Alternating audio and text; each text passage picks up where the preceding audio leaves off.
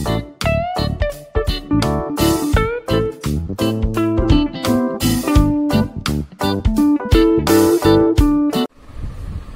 વિદ્યાર્થી મિત્રો, હું કિશન ઠુમર આજે આ વિડીયોમાં તમારા માટે લાવ્યો છું એનસીઈઆરટી સિલેબસ ધોરણ 12 ચેપ્ટર 3 માટે શ્રેણિક પરની પ્રક્રિયાઓ, જેમાં આપણે જોશું શ્રેણિકના સરવાળા, શ્રેણિકનો અદિશ વડે ગુણાકાર, શ્રેણિકનો તફાવત અને શ્રેણિકનો ગુણાકાર. તો સૌથી પહેલા જોઈશું આપણે શ્રેણિકના સરવાળા. તો શ્રેણિકના સરવાળા માટે આપણે એક એક્ઝામ્પલ લેશું. એક ઉદાહરણ તરીકે લઈ કે ભાઈ કોઈ એક કંપની XYZ છે, તેને બે સ્થળ A અને B છે. હવે સ્થળ A માં તે નોટબુક અને પેનનું ઉત્પાદન કરે છે, એટલે કે આ રીતના પહેલા નંબરનો પ્રકાર, બીજા નંબરનો પ્રકાર અને ત્રીજા નંબરનો પ્રકાર. અહીંયા રાખી છે નોટબુક અને અહીંયા છે પેન. કોઈ સ્થળ A છે અને એ જ રીતના સ્થળ B માટે જોઈ પ્રકાર 1, 2, 3 આ નોટબુક માટે છે અને અહીંયા પેન માટે જોઈ.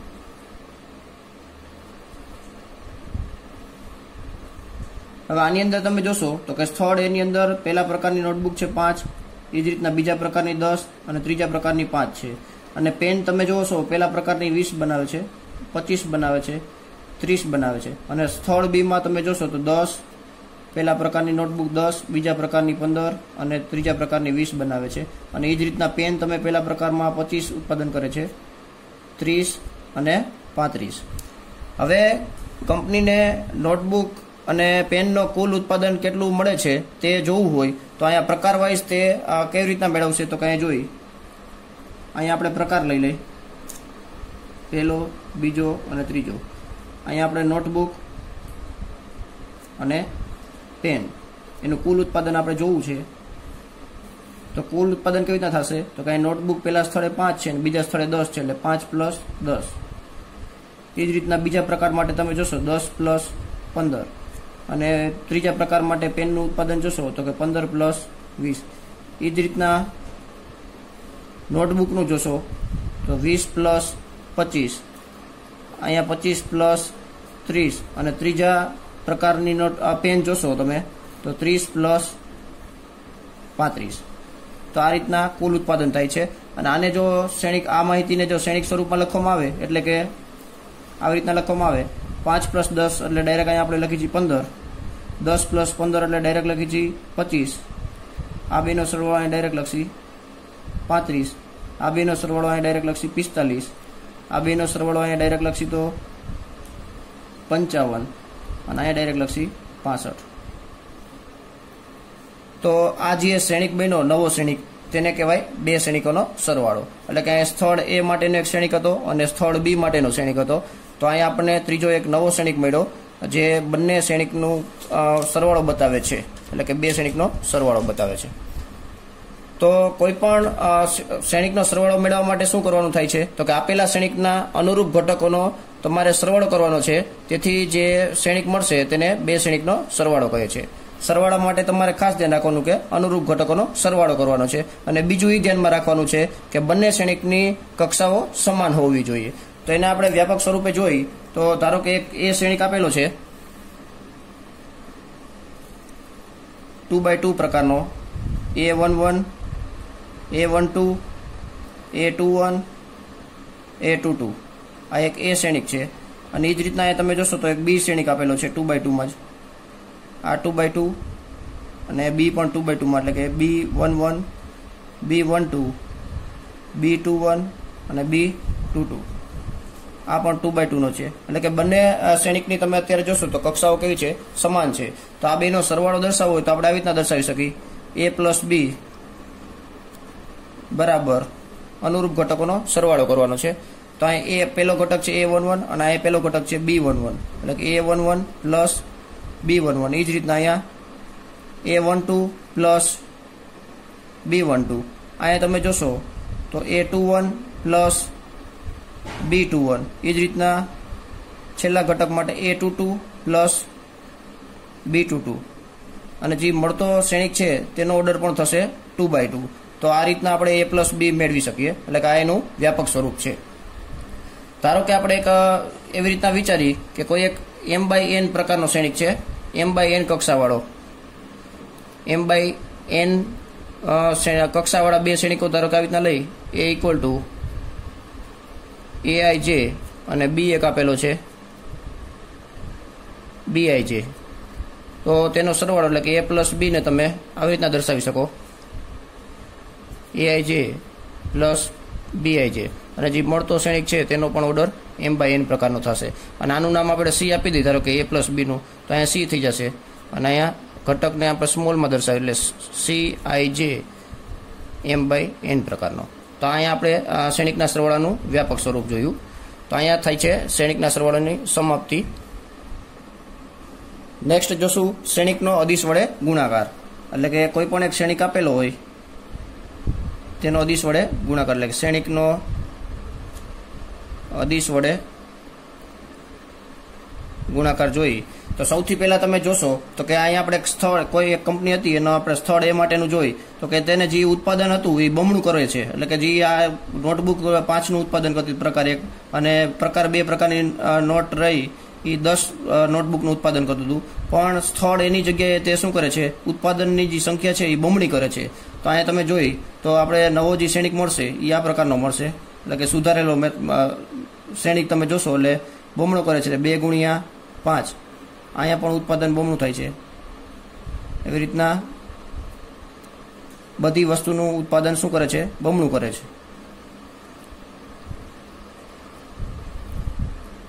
એટલે આ તમે જોશો તો આપણને આન્સર શું મળ્યો, તો કે 10, 20, 30, અહીંયા 40, અહીંયા 25 દુ 50 અને 30 દુ 60. તો આ પ્રથમ શ્રેણિક જે હતો તેના દરેક ઘટકને આપણે શું કર્યું, 2 વડે ગુણી નાખ્યા અને નવો શ્રેણિક મળ્યો. જે આ નવો શ્રેણિક મળ્યો તેને આપણે શું કહેવાય કે શ્રેણિકનો અદિશ વડે ગુણાકાર. તો અહીંયા અદિશ સંખ્યા કેટલી હતી, તો કે 2, તો અહીંયા આપણે 2 વડે ગુણ્યા. એટલે આ રીતના શ્રેણિકનો અદિશ વડે ગુણાકાર થાય છે. તો આને આપણે વ્યાપક સ્વરૂપે જોવું હોય તો માની લ્યો કે કોઈ એક શ્રેણિક a છે, aij, જેનો ઓર્ડર છે m/n, એટલે કે કક્ષા m/n છે, અને કોઈ એક અદિશ તમે જોશો તો k લઈએ આપણે, તો જે મળતો નવો શ્રેણિક એટલે કે અદિશ શ્રેણિકનો અદિશ ગુણાકાર કેવી રીતે દર્શાવવામાં આવે છે, તો k × a બરાબર k × aij m/n. એટલે કે તમારે અદિશ વડે ગુણાકાર કરવા માટે એટલું ધ્યાન રાખવાનું છે કે શ્રેણિકના દરેક ઘટક વડે તે અદિશને ગુણી નાખવાનો છે. એટલે જે શ્રેણિક મળશે તે શ્રેણિકને કહેવાય શ્રેણિકનો અદિશ વડે ગુણાકાર. તો નેક્સ્ટ જોઈએ શ્રેણિકનો તફાવત. તો શ્રેણિકના તફાવત માટે આપણે 2 શ્રેણિક લઈએ. પહેલા તો a શ્રેણિક છે aij અને b શ્રેણિક છે bij. બંને શ્રેણિકો સમાન કક્ષાના એટલે કે m/n પ્રકારના છે, m/n કક્ષાવાળા 2 શ્રેણિકો છે. તો તફાવત શ્રેણિક કેવી રીતના મળે, તો કે બંને શ્રેણિકના અનુરૂપ ઘટકોનો શું કરવાનો છે, તફાવત લેતો જવાનો છે. ધારો કે આપણે અહીંયા dij એક નવો શ્રેણિકનું નામ આપી દઈએ, એટલે એના ઘટકો આપણે dij લખી, તો aij માઇનસ bij. તો અહીંયા જે શ્રેણિક થયું એનું નામ આપશું આપણે કેપિટલ D. તો dij જે શ્રેણિકની કક્ષા પણ m/n થશે. તો આ થયો શ્રેણિકનો તફાવત. અહીંયા આપણે આવી રીતના પણ લખી શકીએ d બરાબર a માઇનસ b. તો 2 શ્રેણિક વચ્ચેનો તફાવત એટલે કે અનુરૂપ ઘટકોનો તમારે શું કરતું જવાનું છે, તફાવત કરતો જવાનો છે. નેક્સ્ટ જોઈએ શ્રેણિકના સરવાળાના ગુણધર્મો, એટલે કે ગુણધર્મો અહીંયા જોઈએ. શ્રેણિકના સરવાળા માટેના ગુણધર્મો.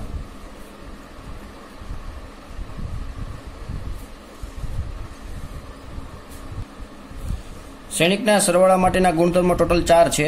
ક્રમનો નિયમ, જૂથનો નિયમ, સરવાળા માટે તટસ્થ શ્રેણિકનું અસ્તિત્વ અને વિરોધી શ્રેણિકનું અસ્તિત્વ. તો સૌથી પહેલા ક્રમનો નિયમ. ક્રમનો નિયમ એટલે કે કોઈ એક a શ્રેણિક આપેલો છે aij અને b શ્રેણિક આપેલો છે bij, અને બંનેના ઓર્ડર છે સમાન m/n કક્ષાવાળા બંને શ્રેણિક છે. તો ક્રમનો નિયમ એવું કહે છે કે a પ્લસ b એટલે કે a અને b નો સરવાળો કરો કે b પ્લસ a, એટલે કે a વત્તા b કરો કે b વત્તા a કરો, બંનેના આન્સર કેવા આવશે, સેમ. એટલે કે અહીંયા ક્રમના નિયમનું પાલન થાય છે. નેક્સ્ટ આવશે જૂથનો નિયમ. જૂથના નિયમ માટે ત્રણ શ્રેણિકો કોઈ પણ છે સમાન કક્ષાવાળા એ બી અને સી. કોઈ ત્રણ સમાન કક્ષાવાળા એટલે કે m/n કક્ષાવાળા શ્રેણિકો હોય તો આપણે આવી રીતના લખી શકીએ a plus B plus C equal to a plus બ્રેકેટમાં b પ્લસ સી. એટલે કે અહીંયા લેફ્ટ સાઈડ જોશો તો બ્રેકેટમાં પહેલા a પ્લસ બી એટલે કે a પ્લસ બી નો સરવાળો કર્યો છે, a અને b નો સરવાળો કર્યો છે અને જે આન્સર આવે તેમાં c ઉમેર્યો છે. અને રાઈટ સાઈડ તમે જોશો તો b પ્લસ સી એટલે કે b અને c નો સરવાળો કરી તેમાં a શ્રેણિકને ઉમેરેલો છે. તો બંનેના આન્સર કેવા આવશે? સરખા, એટલે કે જૂથના નિયમનું પાલન થાય છે. નેક્સ્ટ આવશે સરવાળા માટે તટસ્થ શ્રેણિકનું અસ્તિત્વ. એટલે કે જો કોઈ ઓ શ્રેણિક, એક ઓ શ્રેણિક છે એ m/n પ્રકારનો છે, એટલે કે શૂન્ય શ્રેણિક. ઓ છે એ શૂન્ય શ્રેણિક છે m/n પ્રકારનો, અને એ કોઈ એક શ્રેણિક છે તે પણ m/n પ્રકારનો છે. તો તમે જુઓ તો a plus O equal to O plus A બરાબર શું થાય છે? a. એટલે કે a વત્તા ઓ કરો એટલે કે કોઈ પણ શ્રેણિકનું શૂન્ય શ્રેણિક સાથે સરવાળો કરો અથવા શૂન્ય શ્રેણિકનું કોઈ પણ શ્રેણિક સાથે સરવાળો કરો, આન્સર મળશે a. એટલે કે અહીંયા ઓ ને કહેવાશે તટસ્થ શ્રેણિક. સરવાળા માટેનું તટસ્થ શ્રેણિક થશે. શ્રેણિક ઓ ને સરવાળા માટેનું તટસ્થ શ્રેણિક કહેવાય છે. નેક્સ્ટ આ જ રીતના છે વિરોધી શ્રેણિકનું અસ્તિત્વ. એટલે કે કોઈ પણ એક શ્રેણિક એ છે તેની કક્ષા m/n છે અને બીજો શ્રેણિક છે માઇનસ એ, તેની કક્ષા પણ છે m/n. અને તમે જોશો તો કે a પ્લસ માઇનસ એ બરાબર માઇનસ એ પ્લસ એ બરાબર શું મળશે આપણને? શૂન્ય શ્રેણિક. એટલે કે કોઈ શ્રેણિક છે એ શ્રેણિક m/n પ્રકારનો અને તેનો વિરોધી શ્રેણિક એટલે કે માઇનસ એ. અને તમે આવી રીતના પણ લખી શકો -1 into A. Minus A equal to -1 into A. એટલે કે -1 ઇન્ટુ એ એટલે કેવી રીતના મળશે? તો કે આ -1 શું થઈ ગયું? કોઈ એક અદિશ થઈ ગયો. એટલે શ્રેણિક એનો અદિશ -1 સાથે ગુણાકાર થઈ ગયો એટલે થઈ ગયો -a શ્રેણિક. અને એનું છે કે એને કહેવાય વિરોધી શ્રેણિક. એટલે કે કોઈ પણ શ્રેણિક અને એના વિરોધી શ્રેણિકનો તમે સરવાળો કરો અથવા તો વિરોધી શ્રેણિક અને તે શ્રેણિકનો સરવાળો કરો તો આન્સર મળશે શૂન્ય શ્રેણિક. એટલે આવું જો થતું હોય તો -a ને કેપિટલ એ નો એટલે કે શ્રેણિક એ નો વિરોધી શ્રેણિક કહે છે. એટલે -a એ શ્રેણિક એ નો વિરોધી શ્રેણિક થશે. તો શ્રેણિકના સરવાળા માટેના ગુણધર્મો આ 4 છે: ક્રમનો નિયમ, જૂથનો નિયમ, સરવાળા માટે તટસ્થ શ્રેણિકનું અસ્તિત્વ અને વિરોધી શ્રેણિકનું અસ્તિત્વ. નેક્સ્ટ જોઈએ શ્રેણિકના અદિશ વડે ગુણાકારના અસ્તિત્વ ગુણધર્મો.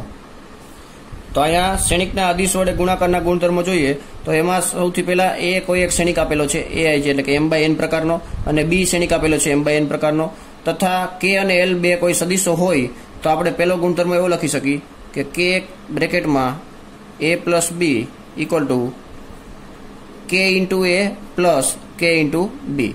એટલે કે અહીંયા કોઈ k શું છે? અદિશ છે, અને a ને શું b શું છે? શ્રેણિક છે. એટલે કે a અને b શ્રેણિકનો સરવાળો કર્યો છે અને નેક્સ્ટ પછી શું કરવાનું છે? અદિશ k વડે ગુણાકાર કરવાનો છે. અથવા તો કોઈ પણ શ્રેણિકને a ને k વડે ગુણો અને શ્રેણિક b ને k વડે ગુણો અને પછી બંનેનો સરવાળો કરો તો બંને આન્સર કેવા આવશે? સેમ આવશે. નેક્સ્ટ ગુણધર્મો ધારો કે k પ્લસ l ઇન્ટુ એ, તો k into A plus l into A. એટલે કે કોઈ બે અદિશ અલગ અલગ છે k અને l, તો k વત્તા l પહેલા કરી નાખો અને પછી તેને શ્રેણિક a સાથે ગુણો, અથવા k ને પહેલા a વડે ગુણી નાખો અને l ને a વડે ગુણી નાખો અને પછી બંનેનો સરવાળો કરો તો બંનેના આન્સર કેવા આવશે? સરખા આવશે. તો આ હતા શ્રેણિકના અદિશ વડે ગુણાકારના ગુણધર્મો. નેક્સ્ટ જોઈએ શ્રેણિકોના ગુણાકાર. હવે બે શ્રેણિકો વચ્ચેના ગુણાકાર કરવા એ આગલી બધી પ્રક્રિયાઓ કરતાં થોડીક પ્રક્રિયા અઘરી છે.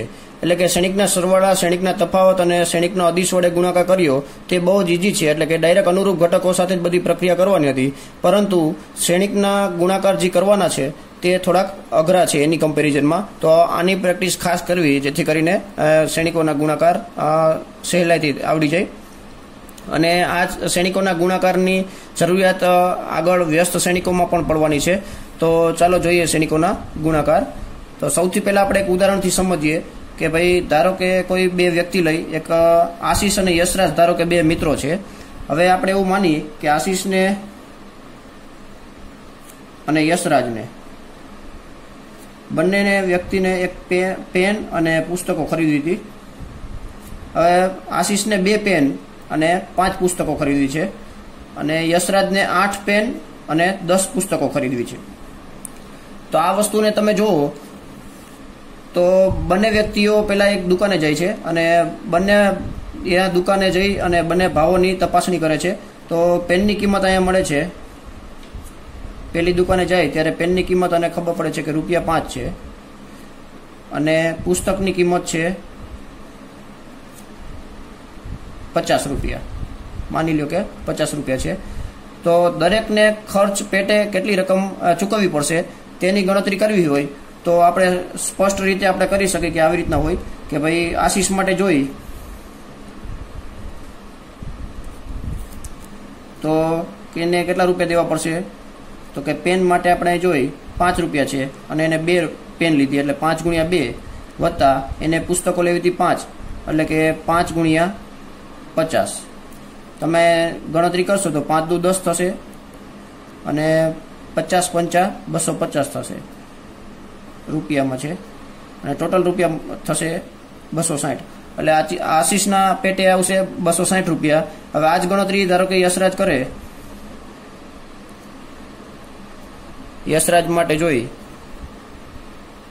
તો રૂપિયા, હવે ₹5ની એક પેન છે અને તેવા તે 8 નંગ લેવા માંગે છે પ્લસ 10 પુસ્તકો લેવા માંગે છે. એકના ભાવ છે 50. હવે અહીંયા કેલ્ક્યુલેશન કરશો એટલે 40 વત્તા 500 એટલે ₹540 યશરાજના પેટે આવશે. તો આ જે તમે કેલ્ક્યુલેશન રોજિંદા જીવનમાં ઉપયોગ લ્યો છો તેનો જ ઉપયોગ આપણે ધારો કે શ્રેણિકમાં કરવો હોય તો આ જ માહિતી ધારો કે તમારે શ્રેણિકમાં લખવી તો કઈ રીતના લખી શકાય, તો કે ભાઈ પહેલા અહીંયા લખી ધારો કે જરૂરિયાત,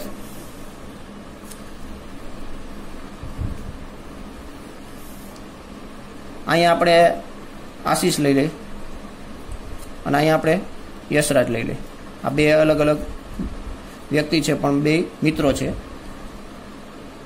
અહીંયા પેન અને આ પુસ્તક, આ બંને વ્યક્તિની જરૂરિયાત છે. આશીષને પેનની જરૂરિયાત 2ની છે અને યશરાજને 8ની છે. પુસ્તક માટે જોઈ તો અહીંયા 5 અને અહીંયા 10ની છે. હવે તે એક દુકાને જાય છે તો નંગ દીઠ આપણે જે ભાવ મળે છે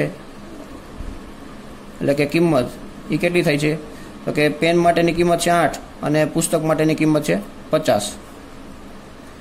તો આ પેનની કિંમત થઈ અને આ પુસ્તકની કિંમત થઈ. તો આનું ટોટલ તમે મારો તો આવી રીતના થશે 2 × 8. અહીંયા તમે જોશો આ 2 × 5. આ પુસ્તક પેનની કિંમત કેટલી છે 5 છે એટલે કે 2 × 5 પ્લસ 5 × 50. આશીષ માટેની વાત છે. નેક્સ્ટ એ જ રીતના તમે જોશો તો આ યશરાજને 8 પેનની જરૂરિયાત હતી અને પેનની કિંમત કેટલી હતી તો કે ₹5. એ જ રીતના પુસ્તકની જરૂરિયાત 10ની હતી અને કિંમત હતી 50. તો અહીંયા ટોટલ આન્સર થાય, અહીંયા કેલ્ક્યુલેશન કર્યું એ જ રીતના છે 260 અને અહીંયા કેલ્ક્યુલેશન થયું 540. તો આ રીતના તમે શ્રેણિકના ગુણાકાર કરી શકો છો. એટલે કે આ શ્રેણિકનું એક ઉદાહરણ હતું. હવે આનું આપણે વ્યાપક સ્વરૂપ જોઈ તો શ્રેણિક A અને શ્રેણિક B ના ગુણાકાર માટે આપણે જોવું હોય તો પહેલાં તો સૌથી પહેલાં શ્રેણિક A આવી રીતના આપેલો છે ધારો કે AIJ અને B શ્રેણિક આપેલો છે BIJ. હવે અત્યાર લગીની પ્રક્રિયામાં એવું હતું કે બંને શ્રેણિકો માટે જે પ્રક્રિયા કરતા હતા સરવાળા માટેની, તફાવત માટેની કે અદિશ ગુણાકાર કર્યો તેમાં કક્ષાઓ કેવી હતી, બંને શ્રેણિકો જ્યારે જરૂર પડતી હતી ત્યારે બંને શ્રેણિકોની કક્ષાઓ કેવી હતી, સમાન હતી. પરંતુ અહીંયા જો આ ધારો કે m/n પ્રકારનો હોય તો આ n/p પ્રકારનો, એટલે કે અહીંયા જે સ્તંભની સંખ્યા છે તે બીજા શ્રેણિકના હારની સંખ્યા હોવી જોઈએ, એટલે કે 2 સમાન હોવા જોઈએ. અહીંયા સ્તંભની સંખ્યા, અહીંયા હારની સંખ્યા, આ 2 ઇક્વલ હોય તો તમે શ્રેણિકના ગુણાકાર કરી શકો. નેક્સ્ટ જે ગુણાકારનો આન્સર મળશે એ આવી રીતના મળશે, એટલે કે આ ગુણાકારમાં જે શ્રેણિક આપણને મળવાનો છે, જે નવો શ્રેણિક એની જે કક્ષા મળશે એ કેટલા બાય કેટલાની છે તો કે m/p પ્રકારની, એટલે કે અહીંથી હારની સંખ્યા અને અહીંથી કોલમની સંખ્યા એટલે કે સ્તંભની સંખ્યા મળશે.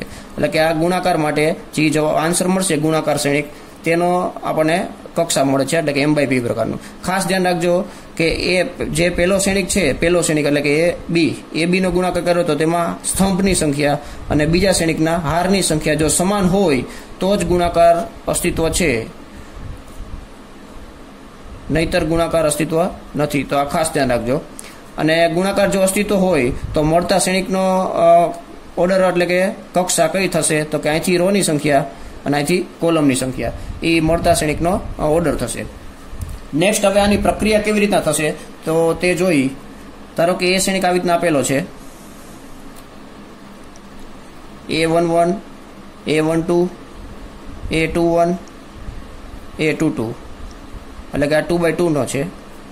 અને એક બી શ્રેણિક આપેલો છે, ધારો કે આપણે આ 2/3 નો લઈ લઈએ. B11, B12, B13, અહીંયા B21, B22 અને B23 આ છે 2/3. એટલે કે અહીંયા તમે સ્તંભની સંખ્યા અને અહીંયા હારની સંખ્યા જોશો તો સમાન છે, તેથી અહીંયા આપણે એ બી એટલે કે એ અને બી નો ગુણાકાર કરી શકશું. અને એ ગુણાકાર કેવી રીતના થશે તો એ જોઈએ. તો અહીંથી તમારે હાર લેતું જવાનું છે અને અહીંથી કોલમ, પછી અનુરૂપ ઘટકોનો શું કરવાનો છે ગુણાકાર. અને અનુરૂપ ઘટકોનો જે ગુણાકાર થઈ જાય પછી જે ગુણનફળો મળે એ બધાનો શું કરવાનો છે સરવાળો કરતો જવાનો છે.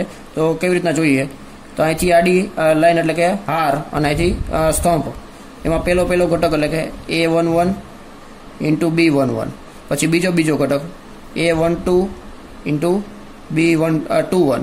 હવે આ બેનું શું કરવાનું પ્લસ, એટલે કે પહેલો ઘટક અને બીજો ઘટક એ બેનો શું કર્યો સરવાળો.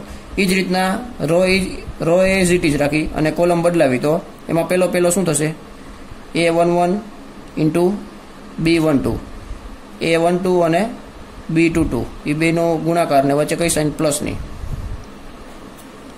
એ જ રીતના તમે જોશો તો અહીંયા આ રો અને આ કોલમ, એટલે કે અહીંયા લખી નાખીએ હવે A11, B13 અને બીજો ઘટક A12 પ્લસ B23.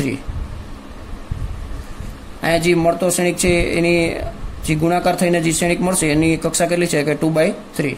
અહીં તમે જોઈ શકો છો એક હાર આવી રીતના મળશે અને બીજી હાર માટે પણ પ્રક્રિયા સેમ છે, પરંતુ અહીંથી રો બદલાવી નાખવાની છે અને બધી કોલમ સાથે પ્રક્રિયા કરવાની છે. એટલે કે અહીંથી આ રો લ્યો, અહીંથી કોલમ લ્યો, એમાં પહેલો ઘટક બીજો ઘટક એ બધાનો ગુણાકાર કરવાનો અને ગુણાકાર થતો જાય અને વચ્ચે પ્લસ સાઇન મૂકતી જવાની. તો અહીંયા A21 ઇન્ટુ B11 આ પહેલો ઘટક પ્લસ બીજો ઘટક A22 B21, એટલે અહીંયા બીજો ટૂંકમાં બીજા ઘટકોનો ગુણાકાર થયો. નેક્સ્ટ તમે જોશો તો અહીંયા આ રો અને આ કોલમ, એમાં પહેલો ઘટક કયો છે તો કે આ બાજુથી A21 છે અને આ બાજુથી B12 છે, પ્લસ અહીંયા બીજો ઘટક જોશો તો A22 ઇન્ટુ B22. અને લાસ્ટ એલિમેન્ટ એટલે કે લાસ્ટ ઘટક મેળવવા માટે આ બીજી રો અને અહીંયા ત્રીજી કોલમ, તો અહીંયા આપણે નીચે લખશું A21 ઇન્ટુ B13 પ્લસ બીજો ઘટક A22 ઇન્ટુ B23. તો આ રીતના આપણે અહીંયા A અને B નો ગુણાકાર મળ્યો.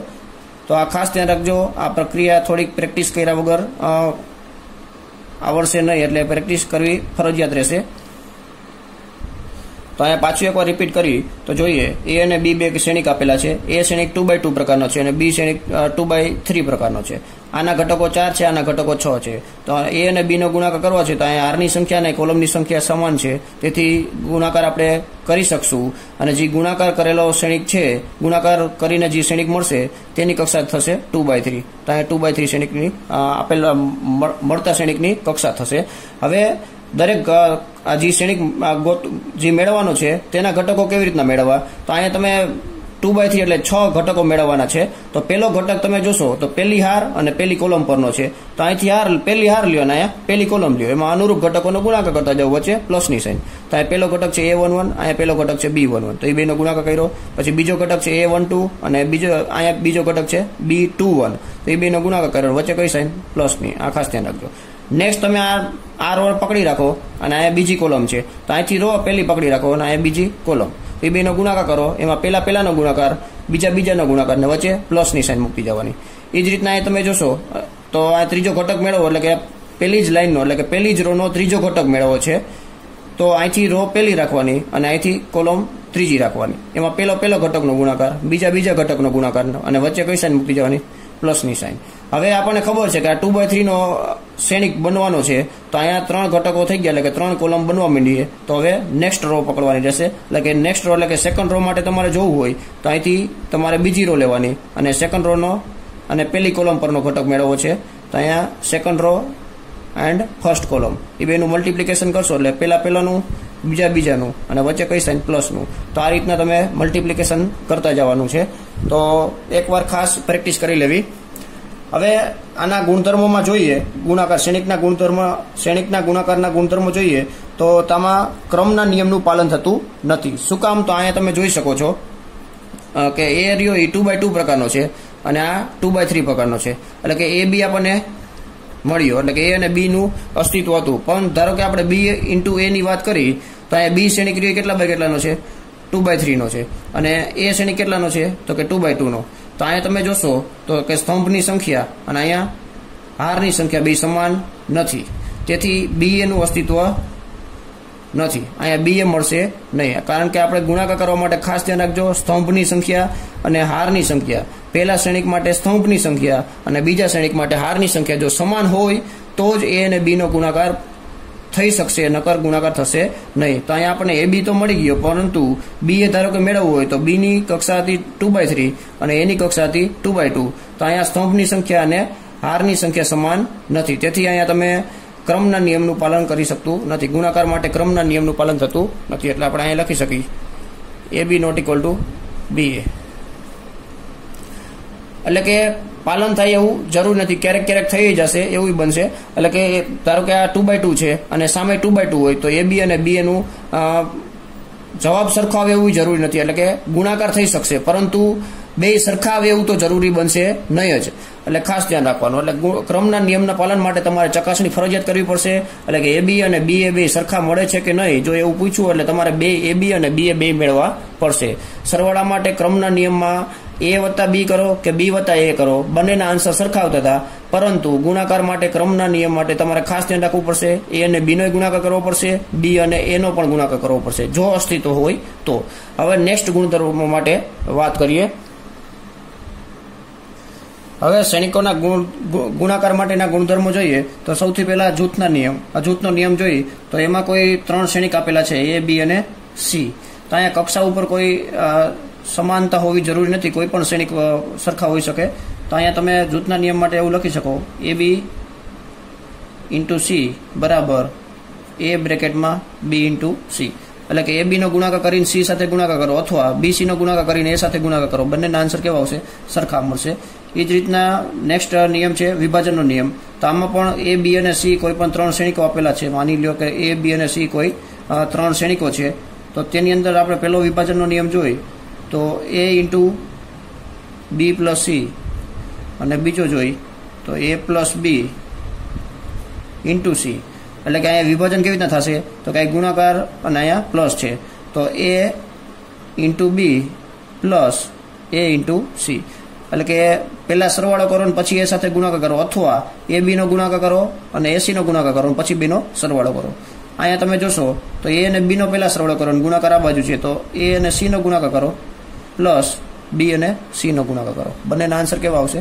સરખા આવશે. નેક્સ્ટ ગુણાકારના એકમ શ્રેણિકનું અસ્તિત્વ એટલે કે એકમ ઘટકનું અસ્તિત્વ. તો અહીંયા તમે જોશો તો ચોરસ શ્રેણિક માટે જ થશે. એટલે કે પ્રત્યેક ચોરસ શ્રેણિક માટે વાત કરી, પ્રત્યેક ચોરસ શ્રેણિક કોઈ પણ એક આપેલો છે એ ને સંગત ધારો કે તે જ કક્ષાવાળો એક એકમ શ્રેણિક આપેલો છે આઈ. માની લો કે આ 3/3 છે તો એકમ શ્રેણિક I3 એટલે કે એકમ શ્રેણિક એટલે વિકર્ણ અગ્ર વિકર્ણો પરના તમામ ઘટકો 1 હોય ને બાકીના ઘટકો 0 હોય તો તેને શું કહેવાય? એકમ શ્રેણિક કહેવાય. અને આ 3/3 છે એટલે એનો સંજ્ઞા I3 વડે દર્શાવવામાં આવે છે. તો I3 એટલે કે તે જ કક્ષાનો ચોરસ શ્રેણિક એક આપેલો છે એ 3/3 પ્રકારનો, તો તે જ કક્ષાવાળો એક એકમ શ્રેણિક છે I3 એટલે કે I. એનું અસ્તિત્વ એવું થાય કે જેથી કરીને I ઇન્ટુ એ બરાબર એ ઇન્ટુ I બરાબર એ થાય. તો આપણે એવું કહી શકીએ કે I એ એકમ ઘટક છે, ગુણાકાર માટેનો એકમ ઘટક છે. હવે તમે જાણો છો કે આ એકમ ઘટક છે અને આ કોઈ એક શ્રેણિક છે, તો તેનો બેનો ગુણાકાર કરો તો એ જ આન્સર આવે, અને એ ઇન્ટુ આઈ કરો તો એ આન્સર શું આવે? એ જ આવે. તો આઈને શું કહેવાય? ગુણાકાર માટેનું એકમ શ્રેણિક કહેવામાં આવે છે, અથવા તો એકમ ઘટક કહેવામાં આવે છે. તો આ સાથે અહીં શ્રેણિકની પ્રક્રિયા પૂર્ણ થાય છે. હું આશા રાખું છું કે તમને શ્રેણિકની પ્રક્રિયા વિશે ખ્યાલ આવી ગયો છે. તો આ વિડીયોને જરૂર લાઈક કરજો અને તમારા ફ્રેન્ડને પણ શેર કરજો. તો મળીએ નેક્સ્ટ વિડીયોમાં. નેક્સ્ટ વિડીયોમાં આપણે એક્સરસાઇઝ 3.2 એટલે કે સ્વાધ્યાય 3.2 ની શરૂઆત કરવાના છીએ. તો જો તમે હજી ચેનલને સબસ્ક્રાઇબ ના કરી હોય તો ચેનલને સબસ્ક્રાઇબ કરી લેજો. Thank you. જય હિન્દ.